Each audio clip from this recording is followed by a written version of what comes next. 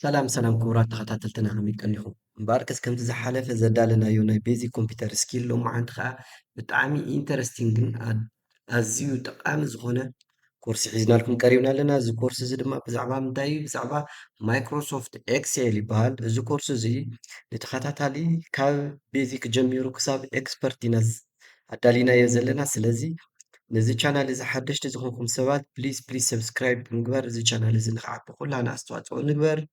እዚ ቪድዮ እዚ ከዓ ኣዝዩ ጠቃሚ እዩ ትብልዎ ሰባት ድማ ላይክ እና ሼር ንምግባር ንካሊእ ሰብ ንከባፃሕ ንግበር። ስለዚ ናብ ትምህርትና ክንኣቱ ከለና ማይክሮሶፍት ኤክስኤል ማለት እንታይ ማለት እዩ ዝብል ንጀምር።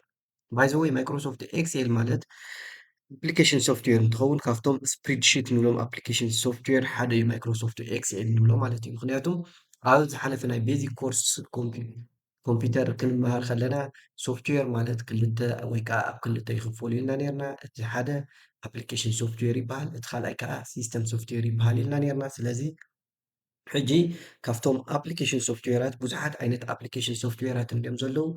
ነገር ግን ንሕና ግን ሕዚ ሓደ ነፂልና እዚ ንሪኢ ብዛዕባ ስፕሪድሺት ኣፕሊኬሽን ሶፍትዌር ኢና ንርኢ። እሱ እውን ኣዝዩ ኣዝዩ ጠቃሚ ኣብ ዝተፈላለዩ ቦታታት ክንጥቀመሉን ክንርበሐሉን እንኽእል ንፐርሰናል ላይፍና እውን ኣዝዩ ጠቃሚ ዝኾነ ኣፕሊኬሽን ሶፍትዌር ኢና ክንመሃር። ስለዚ እዚ ትምህርቲ እዚ ንጀመርቲ ዝኾንኩም ኣዝዩ ጠቃሚ እንትኸውን ኤክሴል ንትፈልጡ ሰባት ማለት እውን ኢንትሮዳክሽን ወይ ከዓ ሚድየም ኖውሌጅ እንተሃልዩኩም ብኤክሴል ከዓ እዚ ከዓ ኣዝዩ ጠቃሚ እዩ ንዓኹም። ምክንያቱም ንሕና ኣዳሊናዮ ዘለና እዚ ኮርስ እዚ ካብ ጀመርቲ ጀሚሩ ክሳብ ላዕለዋይ ክኢላ ወይ ከዓ ኤክስፐርት ስለ ዘዳልናዮ ኣዝዩ ጠቃሚ እዩ። ስለዚ ኩላና ንከታተል በብቻፕተሩ ኩላና እንዳተኸታተልና ርእይቶ ተሃሊና ርእይቶ እናፅሓፍና ንኸይድ።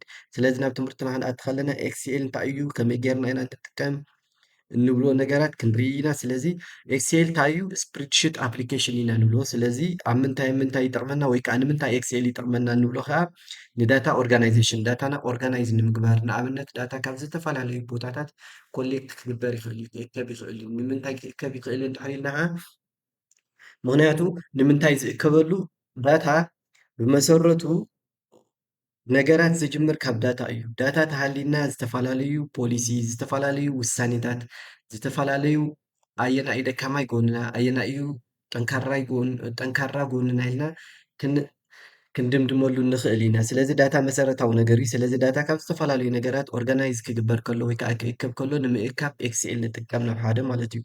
እቲ ካልኣይ ከዓ ዳታ ኳልኩሌሽን ንምግባር ዝተፈላለዩ ኳልኩሌሽናት ንምስራሕ። ንኣብነት እቶም ቤዚክ እኳ እቶም ኣርባዕተ ተሪእና ምርባሕ፣ ምምቃል፣ ምድማር፣ ምክፋል እዚኣቶም ብኤክስኤል ክንሰርሕ ንኽእል። ካብኡ ሓሊፍና ከዓ ብዛዕባ ራንክ ብዛዕባ ዝተፈላለዩ ዓበይቲ ኳልኩሌሽናት ኣቨሬጅ ምናምን ከዓ ክንሰርሐሉ ንኽእል ኢና። ስለዚ እዚ ኩሉ ክንርኢ ኢና።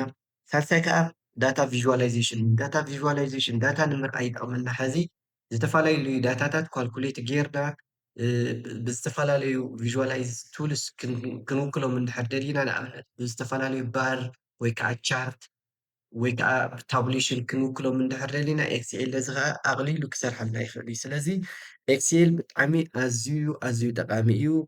ኣብ ምንታይ ፓርቲ ይጠቅመና ንብል ንኣብነት ኣብ ቢዝነስ እስከንርአ ኣብ ቢዝነስ ኤርያ ኤክስኤል ኣዝዩ እዩ ዝጠቅመና። ኣብ ምንታይ ክጠቅመና ይኽእል?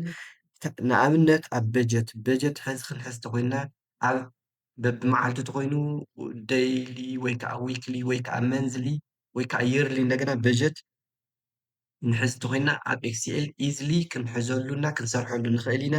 ንኣብነት ሕዚ ናይ ጃንዋሪ በጀትና ክንድዚ እዩ፣ ናይ ፌብሩዋሪ በጀትና ክንድዚ እዩ፣ ናይ ማርች በጀትና ክንድዚ እዩ ክንብል ንኽእል። ወይ ከዓ ዊክሊ በጀት ዝሓዝናዮ በጀት ክንደይ ብእኹል ዶ ተጠቒምናሉ ወይ ከዓ ከመይ እዩ ኢልና ንምሓዝ እውን ይጠቅመና። እቲ ካልኣይ ከዓ ኣብ ፋይናንሻል ኣናሊሲስ እውን ክንሰርሐሉ ንኽእል ኢና። ምክንያቱ ምስ በጀት እንድሕር ብኤክስኤል ንሕዝ ኮይና እቲ ዘውፃእናዮ እቲ ዘእተናዮ ብፋይናንሻል ኣናሊሲስ ክንሰርሐሉ ንኽእል ኢና። እቲ ሳልሳይ ከዓ ንፀብፃብ ንምቕራብ ወይ ከዓ ሪፖርት ከዓ ክጠቅመና ይኽእል እዩ ኤክስኤል። ኤክስኤል ዝጠቅመና ነዚ ከዓ እንታይ እዩ?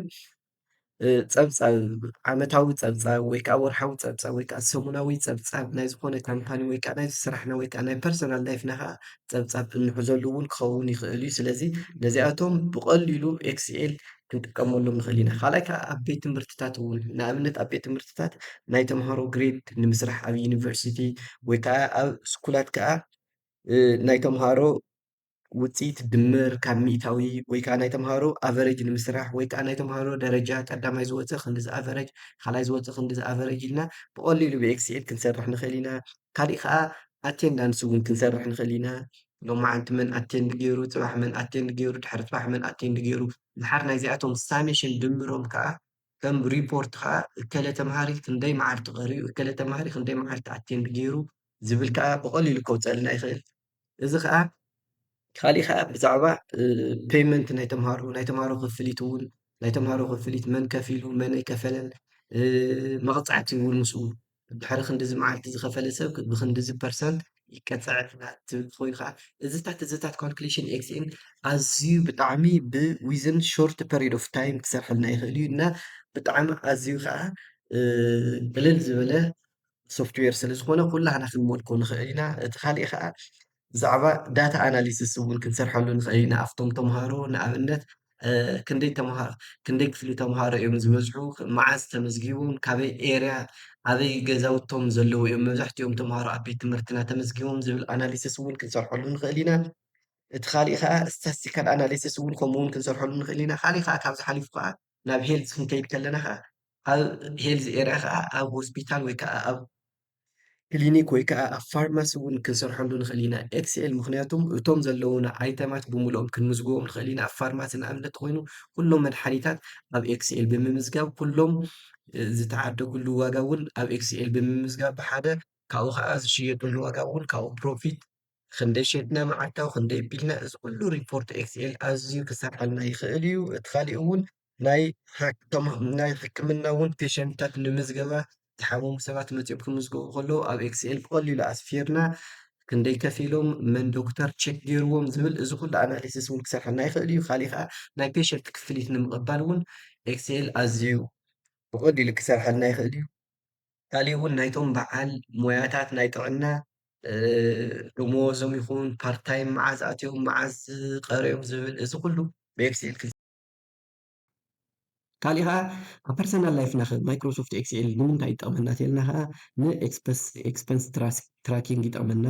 ካሊእ ከዓ ንፕላኒንግ ስኬጁሊንግ እዚ ብምሉኡ ማይክሮሶፍት ኤክስኤል ኣዝዩ ንሂወትና ጠቃሚ እዩ። ስለዚ እዚ ኮርስ እዚ ካብ ዜሮ ናብ ሂሮ ኢልና ዘዘጋጀናዮ ስለ ዝኾነ ኩለኹም ተኸታተልትና ንኽትከታተልዎን ክትመልክዎን ኣብ ዝተፈላለዩ ኤራታት ዝስርሑ እውን ብማይክሮሶፍት ኤክስኤል ብጣዕሚ ብሮድሊ ስለ ዝስራሕ ብደንቢ ንኽትከታተሉ ኢና ንዕድም። ስለዚ ናብ ኢንተርፌስ ክንከይድ ከለና ከዓ ማይክሮሶፍት ኤክስኤል እዚ ዝመስል ኢንተርፌስ ኣለዎ። እቲ ናይ መጀመርያ ኣብዚ ዘለዉ ታቡላር ብቴብል እዩ ዝመስል እቲ ዳታ። ስለዚ ኣብዚ ሲምፕሊ ክሊክ ጌርና ክንፅሕፍ ከለና ዳታ ኖርማሊ ነእቲ ኣለና ማለት እዩ።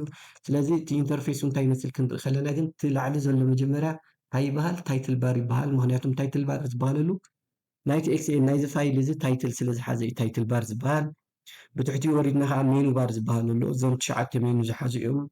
ፋይል ኮም ኢንሰርት ፔጅ ሌኣውት ፎርሙላ ዳታ ሪቪው ቪው ዝብሉ ኣለዉ። እዚኦም ነንሕድሕዶም ክንሪኦም ኢና። ናይ መጀመርያ ፋይል ክንርኢ ከለና እዚኦም እዚ ባር እዚ ባይ ዘ ወይ ሜኑ ባር ይበሃል። እንታይ እዩ ዝሓዘ?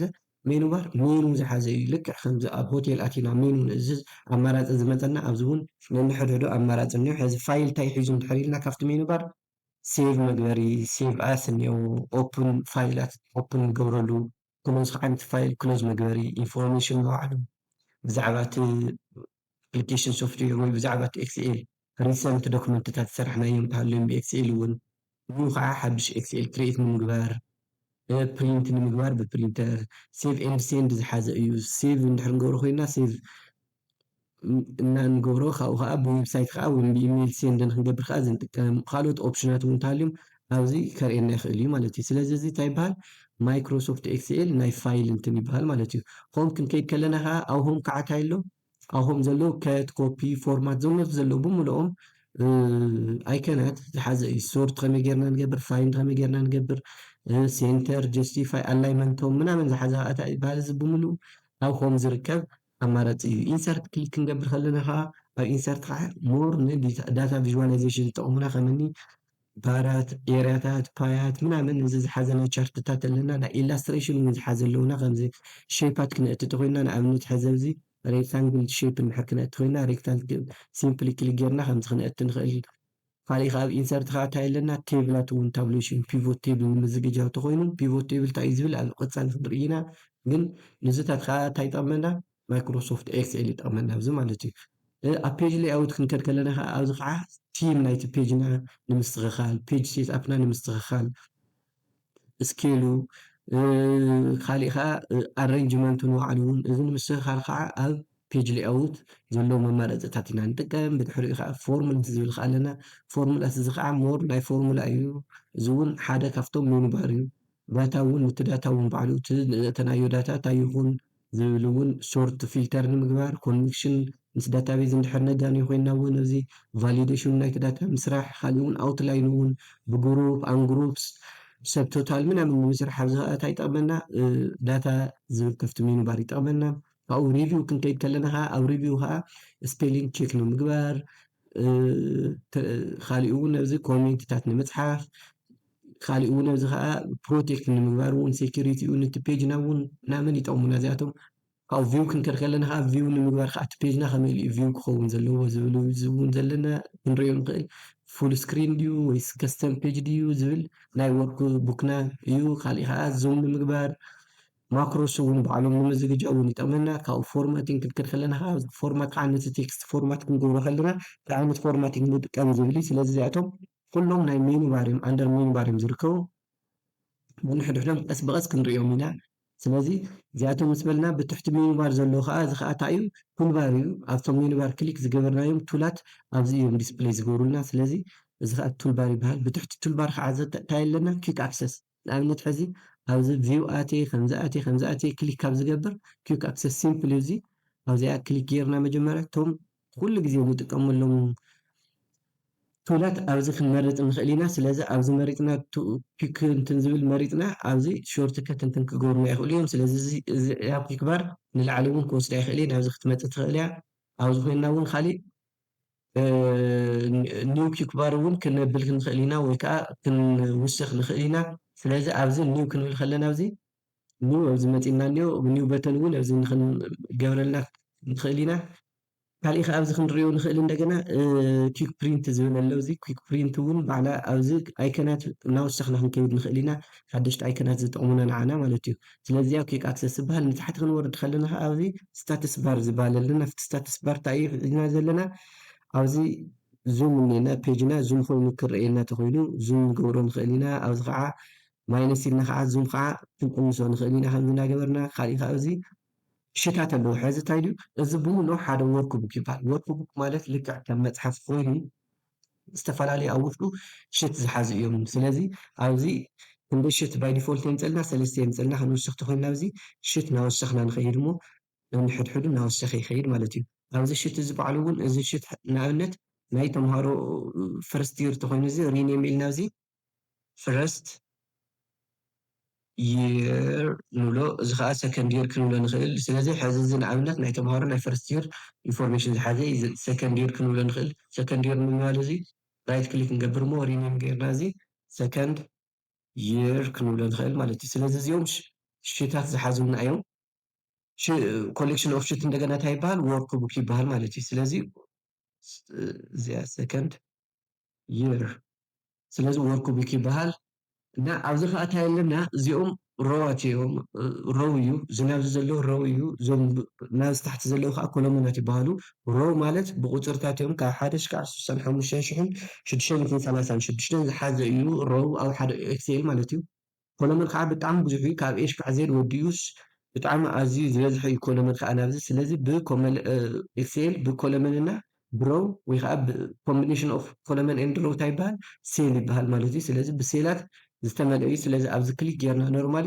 ዳታ ክነእቲ ንኽእል ኢና ኣብዚ እውን ዳታ ክነእቲ ንኽእል ኢና ኣብዚ እውን ዳታ ክነእቲ ንኽእል ኢና ንምጥፋእ ከዓ ኖርማል እታ ሴል ክሊክ ጌርና ዳይሬክትሊ ካብ ኪቦርድ ዲሊት ኢልናዮ ይጠፍእ እዚ እውን ዳይሬክትሊ ካብ ኪቦርድ ዲሊት ኢልናዮ ይጠፍእ እዚ እውን ካብ ኪቦርድ ዲሊት ኢልናዮ ይጠፍእ ካልእ ከዓ ፎርማት እንደገና ንምስትኽኻል ንኣብነት እዚ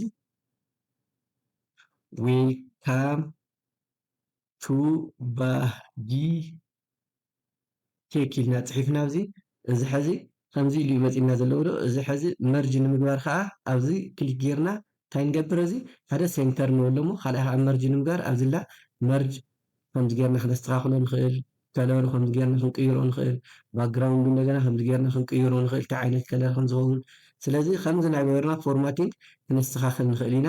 ድሓር እንደገና ቴብላት እውን ድሮ ንምግባር እውን ዝተፈላለዩ ነገር ክንገብር ንኽእል ኢና። ፓርት ቱ ብሰፊሑ ከመይ ጌርና ፎርማቲንግ ነስተኻኽል፣ ከመይ ጌርና ቴብል ነዘጋጂ፣ ከመይ ጌርና ቀለማት ንቐብኦ ደስ ዝብል ቢዩቲፉል ዝኾነ ቴብል ነዘጋጅ ዝብል ኣብ ፓርት ቱን ካልኦት ነገራት ሒዝና ክንመጽእ ኢና። እስካዕ ዝተኸታተልኩምና ኣዝና ኢና ነመስግን። ነዚ ቻናል እዚ ሓደሽቲ ተኾይንኩም ፕሊዝ ሰብስክራይብ ብምግባር ኣባላት ቤተሰብ እዚ ቻናል ኩኑ። ላይክ እና ሼር ጌርኩም ድማ ናብ ካሊእ ንክበፃሕ ግበሩ። እስካዕ ቀጻሊ ፓርት ቱ ንራኸብ ድማ ዝግጅትና ኣብዚ ንውድእ ይቐኒየለይ።